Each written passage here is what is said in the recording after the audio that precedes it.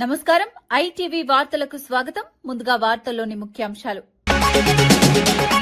శంకర్ గౌడ్ మృతి ప్రభుత్వ హత్యేనన్న బండి సంజయ్. కార్మికుల సమస్యలను పట్టించుకోలేదన్న ఘాటు విమర్శ. ఘటనపై రాష్ట్ర వ్యాప్తంగా తీవ్ర విషాదం వ్యక్తమవుతుందన్న వ్యాఖ్య. బాధ్యులపై కఠిన చర్యలు తీసుకోవాలని డిమాండ్. జగన్పై మంత్రి సంధ్యారాణి ఘాటు విమర్శలు. ఉత్తరాంధ్ర అభివృద్ధిని చూసి అసత్య ప్రచారమంటూ ఆరోపణ. గత పాలనలో అవినీతి దందాలతో విశాఖ నాశనమన్న వ్యాఖ్య. రాష్ట్ర అభివృద్ధిని అడ్డుకునే ప్రయత్నాలు సాగుతున్నాయన్న ఆరోపణ.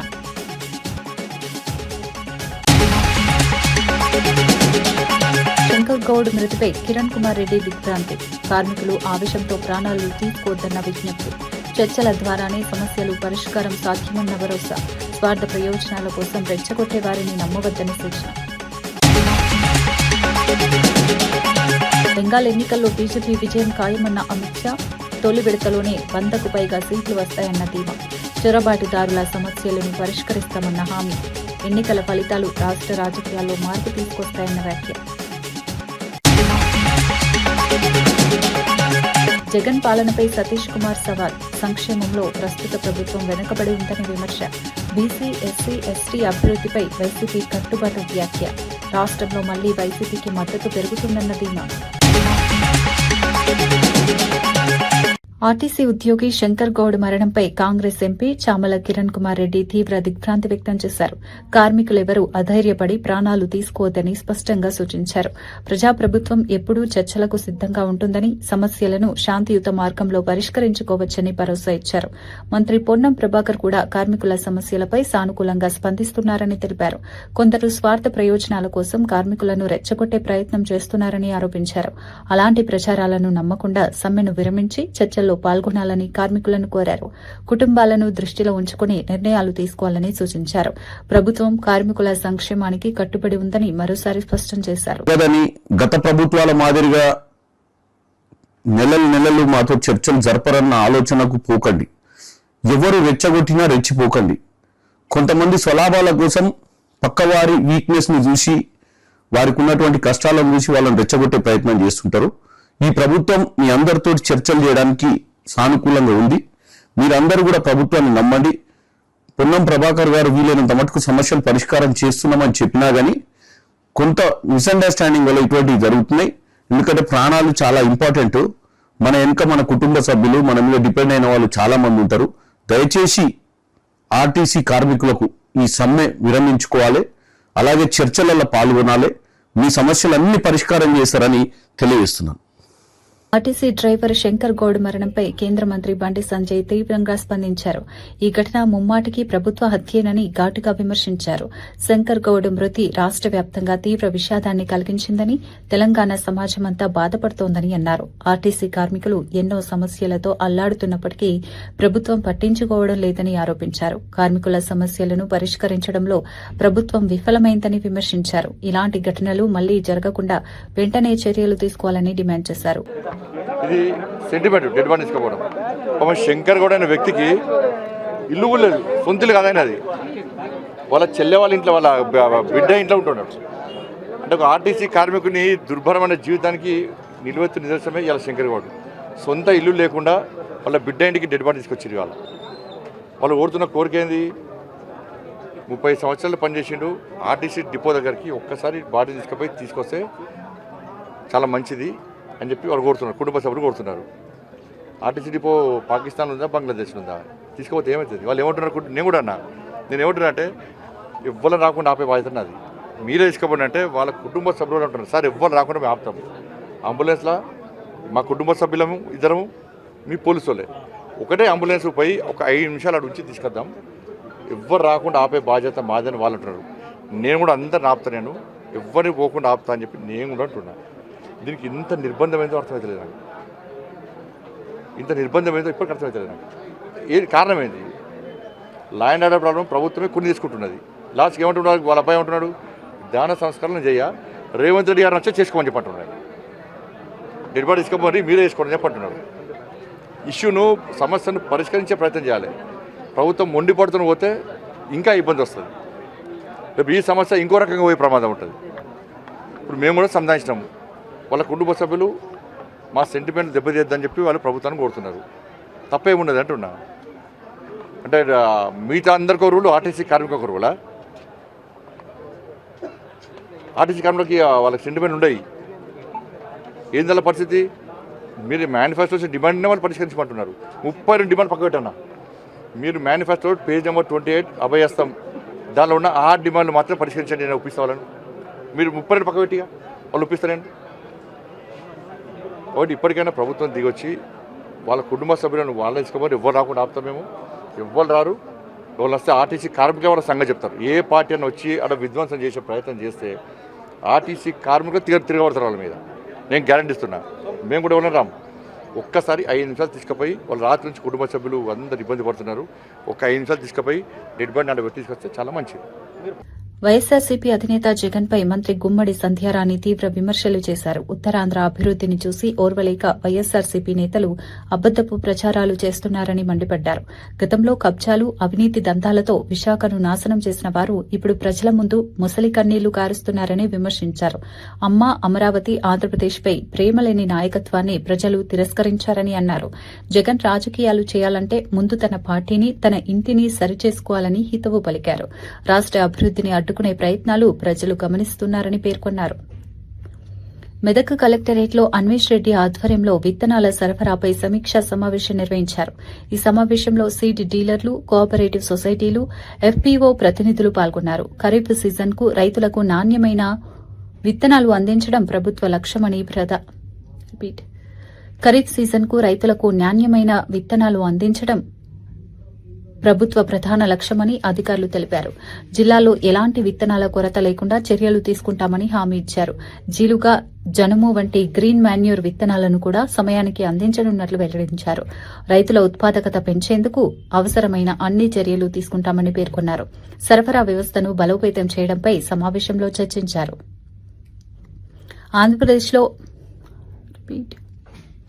ఆంధ్రప్రదేశ్లో పెట్రోల్, డీజిల్ సరఫరాపై నెలకొన్న అనుమానాలపై ట్రేడర్స్ స్పష్టత ఇచ్చారు. ఆయిల్ కంపెనీలు సరఫరా తగ్గించడంతో కొన్ని ప్రాంతాల్లో తాత్కాలిక కొరత ఏర్పడిందని తెలిపారు. అయితే ఈ సమస్యను పరిష్కరించేందుకు కంపెనీలు ఈ నెలలో అదనంగా 10% సరఫరా చేయడానికి అంగీకరించాయని వెల్లడించారు. ఇకపై ఎలాంటి కొరత ఉండదని, ప్రజలు ఆందోళన చెందాల్సిన అవసరం లేదన్నారు. సరఫరా సమస్యలు ఎదురైతే డీలర్లు 1967 హెల్ప్ లైన్ కు కాల్ చేయాలని సూచించారు. ప్రభుత్వం పరిస్థితిని సమీక్షిస్తూ చర్యలు తీసుకుంటుందని తెలిపారు. చూస్తున్నారే ఈరోజు ఏదైనా ప్రతిదీ కూడా ఐటీ హబ్ అంటే విశాఖపట్నం కనిపిస్తుంది. విశాఖపట్నంలో అందరూ కూడా మంచి వాళ్ళు అని అందరికీ తెలుసు. ఆ మంచితనాన్ని మీరు చాలా దౌర్జన్యాలు చేసి వాళ్ళందరినీ భయభ్రాంతులు చేసి విశాఖపట్నాన్ని దౌర్జన్యంగా దోచుకున్నారే మీ జగన్మోహన్ రెడ్డి అనుచరులు. ఈ రోజు ఇంకా మళ్ళీ ఉత్తరాంధ్ర గురించి మొసర కన్నీళ్లు కారుస్తున్నారు కదా.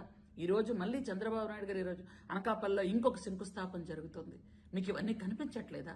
ఇవన్నీ చూడలేకపోతున్నారా? లేకపోతే ఇవన్నీ చూసి కడుపు మంటతో మాట్లాడుతున్నారా? అసిడిటీ చాలా ఎక్కువ వచ్చేస్తుందండో మీకు అందరికీ. కాకపోతే చూసుకోండి, ఉన్నటువంటి మంత్రులు కానీ, అక్కడున్న ప్రజాప్రతినిధులు కానీ, మిగిలిన వాళ్ళందరూ కూడా ఉత్తరాంధ్రాని పూర్తి స్థాయిలో అభివృద్ధి చెయ్యాలని ఒక కంకణం కట్టుకొని ముందుకెళ్తున్నటువంటి బ్యాచ్ మేమంతా.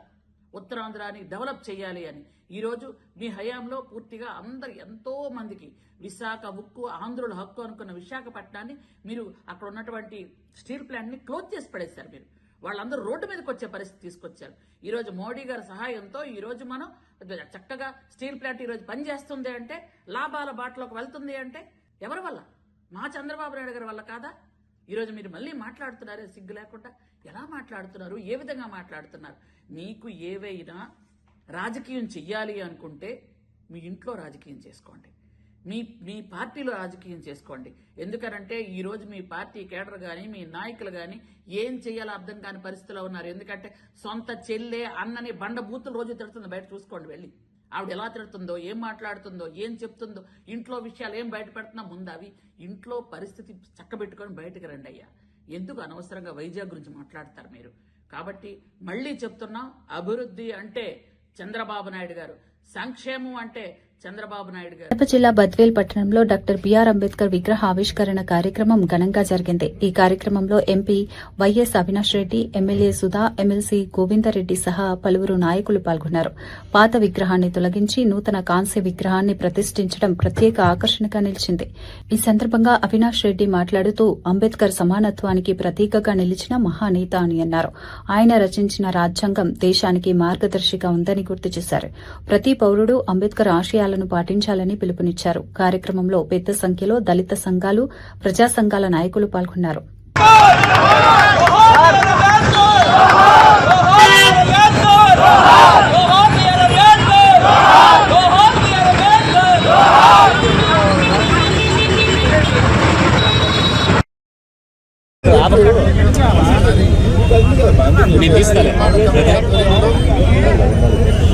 నడిపొట్టున ఇవాళ డాక్టర్ బిఆర్ అంబేద్కర్ గారి విగ్రహావిష్కరణ కార్యక్రమం చేయడం జరిగింది. నిజంగా అందరం కూడా నాతో పాటు స్థానిక ఎమ్మెల్యే డాక్టర్ సుధమ్మ గారు, ఎమ్మెల్సీ గోవింద్ రెడ్డి గారు, అదేవిధంగా విగ్రహ నిర్మాణ కమిటీ సభ్యులు, సభ్యులందరూ, అదేవిధంగా స్థానికంగా ఉన్న వైసీపీ నాయకులు, ప్రజలు అందరి సమక్షంలో ఎంతో ఘనంగా ఇవాళ డాక్టర్ బిఆర్ అంబేద్కర్ గారి విగ్రహావిష్కరణ చేయడం జరిగింది. నిజంగా సమాజంలో సువర్ణ అక్షరాలతో లిఖించబడినటువంటి రోజుగా మేము అభివర్ణించుకుంటున్నాము. ఎందుకంటే ఒక బిఆర్ అంబేద్కర్ గారు ఏ విధంగా సమాజంలో మరి ముఖ్యంగా నిమ్న జాతులకు, దళిత వర్గాలకు ఆయన రాజకీయంగానే కాకుండా సామాజికంగా మరి భారతదేశంలో ముందుకు తీసుకుపోవడానికి ఆయన ప్రజాస్వామ్యబద్ధంగా రచించినటువంటి రాజ్యాంగం ఏ విధంగా దళితులను ఎక్కడ కూడా మరి ఒక కమ్యూనిజమో, ఒక నియంత పరిపాలన లేకుండా మరి ఈ 70 సంవత్సరాల మరి ఈ మన సుదీర్ఘమైనటువంటి భారతదేశ చరిత్రలో ముందుకు తీసుకెళ్తున్నాము అంటే ఆనాడు డాక్టర్ అంబేద్కర్ గారి మరి దూరదృష్టి.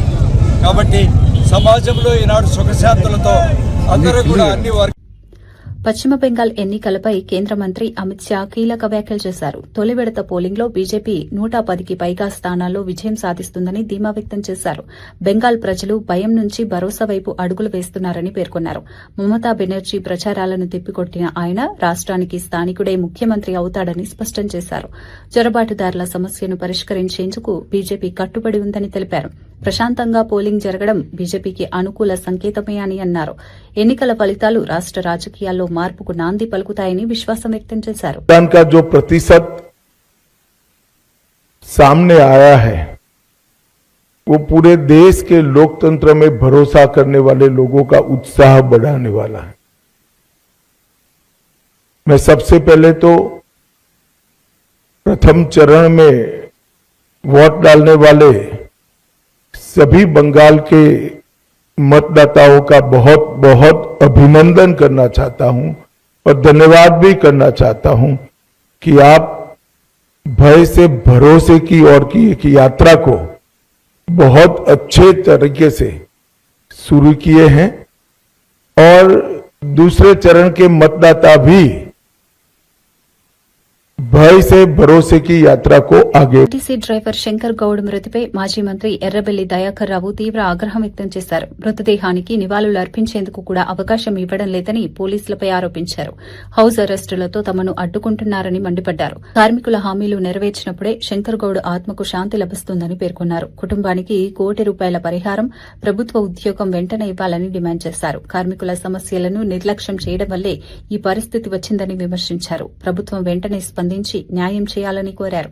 మీరు హైదరాబాద్ తీసుకుపోమని మంచి హాస్పిటల్ జాయిన్ చేయను. ఈ హాస్పిటల్ జాయిన్ చేయక ముందే, తన చనిపోక ముందే ప్రభుత్వం మీరైతే ఎలక్షన్ల ముందు ఏ అయితే డిమాండ్లకు మీరు హామీ ఇచ్చారో హామీని నెరవేర్చేటట్టు మీరు ప్రకటించండి. ఆయన ఆత్మశాంతి అన్న గుర్తుంది, లేకపోతే ఆయన బతికేందుకు నా అవకాశం ఉంటుంది అని కూడా నేను అక్కడ రిక్వెస్ట్ చేశాను. అయినా కూడా పొన్నం ప్రభాకర్ పట్టించుకోలేదు, రేవంత్ రెడ్డి గారు పట్టించుకోలేదు, వాళ్ళ మంత్రులు, ఎమ్మెల్యేలు కూడా ఎవరు కూడా పట్టించుకోలేదు. వచ్చి ధైర్యం చెప్పే పరిస్థితి కూడా లేదు.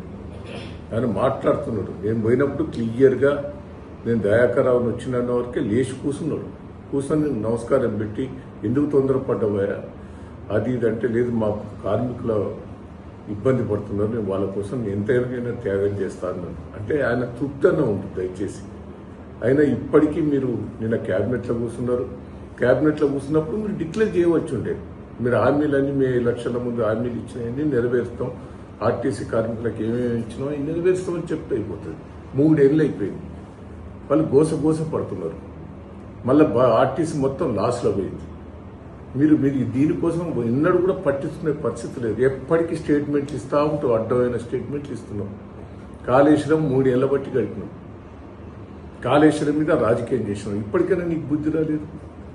ఆల్రెడీ హైకోర్టు క్లియర్గా చెప్పేసారు, చిన్న తప్పు జరగలేదు, కేసీఆర్ను హరీశ్రావు జోలికి పోవద్దు, దాని గురించి క్లారిటీగా చెప్పింది.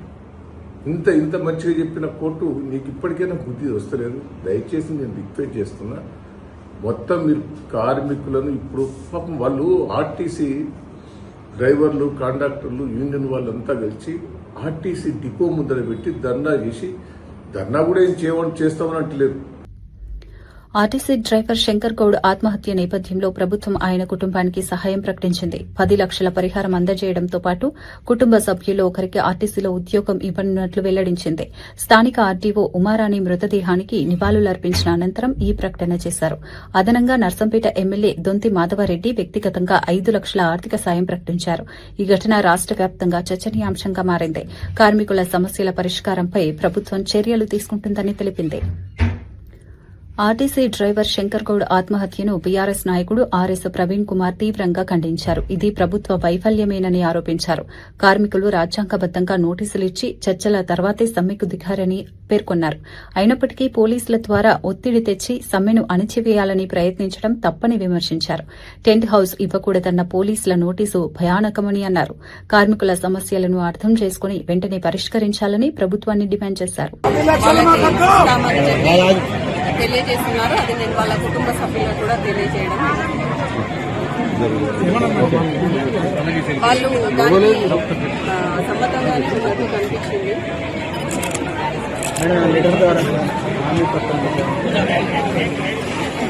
ఒకసారి వాళ్ళు బస్ స్టాండ్ తీసుకెళ్లి నివాళులు అర్పించాలని చెప్పి అవకాశం కల్పించాలంటున్నారు వాళ్ళు. ఆప్ ఎంపీ రాఘవ్ చద్దా తన సొంత పార్టీపై సంచలన వ్యాఖ్యలు చేశారు. తనను తన పార్టీనే మౌనం పాటించాల్సిన పరిస్థితికి నెట్టిందని ఆవేదన వ్యక్తం చేశారు. గత 15 ఏళ్లుగా పార్టీ కోసం కష్టపడి పనిచేసినప్పటికీ ఇప్పుడు పార్టీ మార్గం తప్పిందని అన్నారు. దేశ ప్రయోజనాల కోసం కాకుండా స్వార్థ ప్రయోజనాల కోసం పనిచేస్తుందని విమర్శించారు. పార్టీ లోపలి పరిస్థితులపై అసంతృప్తి వ్యక్తం చేస్తూ తనకు ఇప్పుడిప్పుడే నిజం అర్థమవుతోందని చెప్పారు. ఈ వ్యాఖ్యలు రాజకీయ వర్గాల్లో పెద్ద చర్చకు దారితీశాయి. तब मैं कुछ बोलता नहीं था, मैं प्रयास कर रहा था कि चीजें बेहतर हों, लेकिन आज मैं आपको असल कारण बताता हूं कि क्यों मैंने पार्टी की गतिविधियों से अपने आप को अलग कर लिया। और उसका कारण यह है क्योंकि मैं उनके गुनाह में शामिल नहीं होना चाहता था, मैं उनकी दोस्ती के काबिल नहीं था क्योंकि मैं उनके गुनाह में शामिल नहीं था।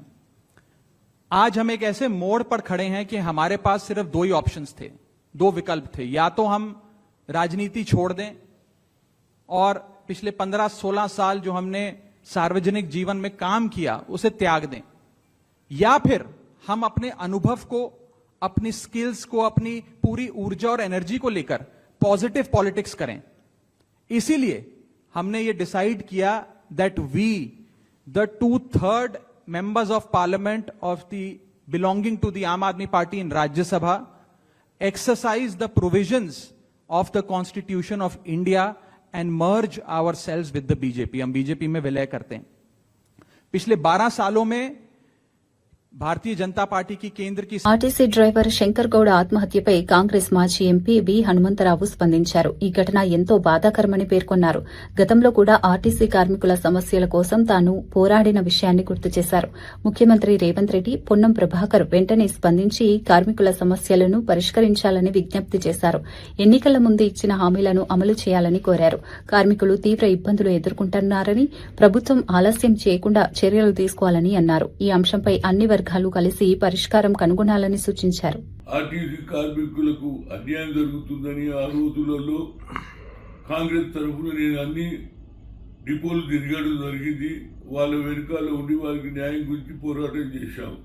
మన ప్రభుత్వం వచ్చిన తర్వాత మరి వాళ్ళకి ఏదైతే హామీలు ఇచ్చినాయో అది పూర్తి చేయడానికి ఫర్దర్గా ఇలాంటి డ్యామేజ్ జరగకుండా, ఇలాంటి ఆత్మహత్యలు జరగకుండా చూడాలంటే మీరు 10 లక్షలు ఏదైతే ఎక్స్గ్రేషియా ఇచ్చారో దానితో పాటు వాళ్ళ కుటుంబ సభ్యులు ఎవరికొకరికి ఆర్టీసీలో ఉద్యోగం ఇవ్వాలి.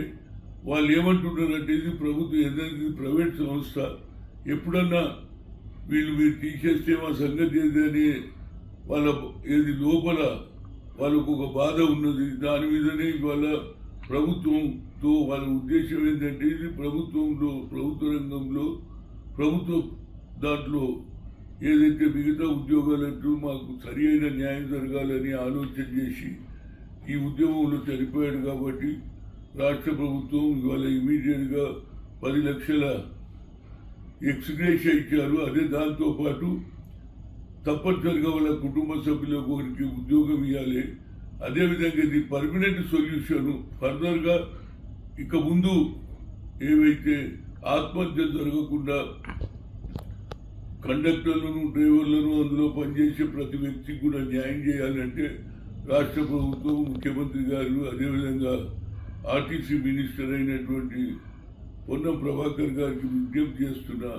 ఫర్దర్గా ఇలాంటి కాకుండా ఇది తొందరగా మనం ఎన్నికల ముందు ఏం చెప్పామో ఆలోచన చేసి దాని ప్రకారంగా వారికి సరైన న్యాయం చేస్తే బాగుంటుంది. ఫర్దర్గా ఇంకా ముందు కూడా ఇలాంటి ఉద్యమాలు జరుగుతుంటే మరి ప్రజలలో మనకు ప్రభుత్వం వచ్చినాక మరి ప్రజలలో కూడా కొత్త ఆలోచన వస్తుంది. దానికంటే ముందు ఈ ప్రభుత్వం వారి గురించి ఆలోచన చేసి ఇది వాళ్ళ యూనియన్ లీడర్లను అందరినీ పిలిచి కూర్చోబెట్టి సరి అయిన న్యాయం చేసి ఫర్దర్గా ఎలాంటి ఆత్మహత్యలు జరగకుండా చూడాలని ఒక సీనియర్ నాయకుడుగా, ఒక బీసీ నాయకుడుగా వారి రాష్ట్ర ప్రభుత్వాన్ని రిక్వెస్ట్ చేస్తున్నాను. తప్పనిసరిగా ముఖ్యమంత్రి గారితో, అదేవిధంగా ఆర్టీసీ మినిస్టర్తో హైదరాబాద్ పోయిన తర్వాత వాళ్ళతో మాట్లాడతా. ఏదైనా నా ప్రగాఢ సంతాపం, భగవంతుడు వాళ్ళ కుటుంబ సభ్యులకు ఆయుధారోగ్యాలు ఇవ్వాలని కోరుతున్నా. వైఎస్ఆర్సీపీ ప్రధాన కార్యదర్శి ఎస్పీ సతీష్ కుమార్ రెడ్డి రాష్ట్ర ప్రభుత్వంపై తీవ్ర విమర్శలు చేశారు. అట్టడుగు వర్గాల అభివృద్దికి జగన్ చేసిన కృషిని గుర్తు చేస్తూ ప్రస్తుత ప్రభుత్వం అదే స్థాయిలో పనిచేయలేదని అన్నారు. జగన్ పాలనలో తీసుకున్న సంక్షేమ కార్యక్రమాలను ప్రస్తావిస్తూ కనీసం 10% ప్రస్తుత ప్రభుత్వం అమలు చేసిందా అని సవాల్ విసిరారు. బీసీ, ఎస్సీ, ఎస్టీ వర్గాల అభివృద్ది కోసం వైఎస్ఆర్సీపీ కట్టుబడి ఉందని తెలిపారు. ప్రజలు నిజాలను గుర్తించాల్సిన అవసరం ఉందని అన్నారు. నువ్వేమన్నా ఛాంపియన్ ఏమన్నా బీసీలకు? నువ్వేం చేస్తావు బీసీలకు? నువ్వు ఒకసారి పోయి చూడు. ఈల లక్కప్ప అని చెప్పి మడకసిరిలో క్యాండిడేట్ ఇచ్చాడు జగన్మోహన్ రెడ్డి. అతనికి ఒక ఉపాధి హామీకి పోయేటువంటి దాంట్లో చిన్న నౌకరీ చేస్తాడు. క్యాండిడేట్గా పెట్టి ఆయనకు అయ్యేటువంటి ప్రతి పైసా ఖర్చు కూడా పార్టీనే భరించే రోజు పెట్టింది. మైలవరంలో ఒక బీసీ క్యాండిడేట్ తీసుకొని పోయి ఇచ్చినారు ఒక జెడ్పీటీసీ స్థాయి వ్యక్తికి. ఆఖరికి ఆయనకు వాహనం తిరిగేదానికోసం కూడా మా పార్టీ నాయకుడే పెట్టుకొని క్యాండిడేట్గా పెట్టి అన్ని రకాలుగా మా పార్టీ అభ్యర్థి మేము బలోపేతం చేసే ప్రయత్నం చేసినాం.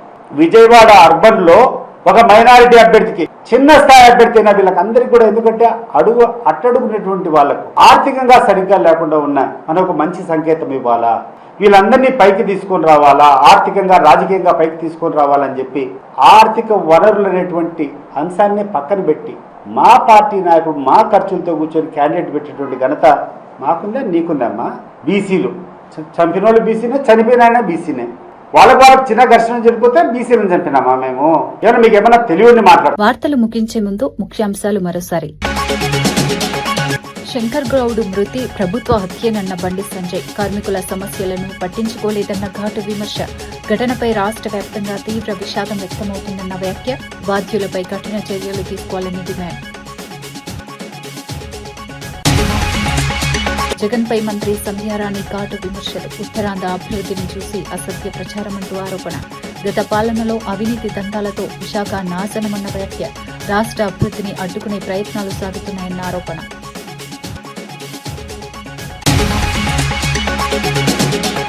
శంకర్ గౌడ్ మృతిపై కిరణ్ కుమార్ రెడ్డి దిగ్భ్రాంతి. కార్మికులు ఆవేశంతో ప్రాణాలు తీసుకోవద్దన్న విజ్ఞప్తి. చర్చల ద్వారానే సమస్యలు పరిష్కారం సాధ్యమన్న భరోసా. స్వార్థ ప్రయోజనాల కోసం రెచ్చగొట్టే వారిని నమ్మవద్దని సూచన. బెంగాల్ ఎన్నికల్లో బీజేపీ విజయం ఖాయమన్న అమిత్ షా, తొలి విడతలోనే 100కు పైగా సీట్లు వస్తాయన్న ధీమా. చొరబాటుదారుల సమస్యలను పరిష్కరిస్తామన్న హామీ. ఎన్నికల ఫలితాలు రాష్ట్ర రాజకీయాల్లో మార్పు తీసుకొస్తాయన్న వ్యాఖ్య. జగన్ పాలనపై సతీష్ కుమార్ సవాల్. సంక్షేమంలో ప్రస్తుత ప్రభుత్వం వెనుకబడి ఉందని విమర్శ. బీసీ, ఎస్సీ, ఎస్టీ అభివృద్ధిపై వైసీపీ కట్టుబాటు వ్యాఖ్య. రాష్ట్రంలో మళ్లీ వైసీపీకి మద్దతు పెరుగుతుందన్న ధీమా. మరో బులెటిన్లో మళ్లీ కలుద్దాం. నమస్కారం.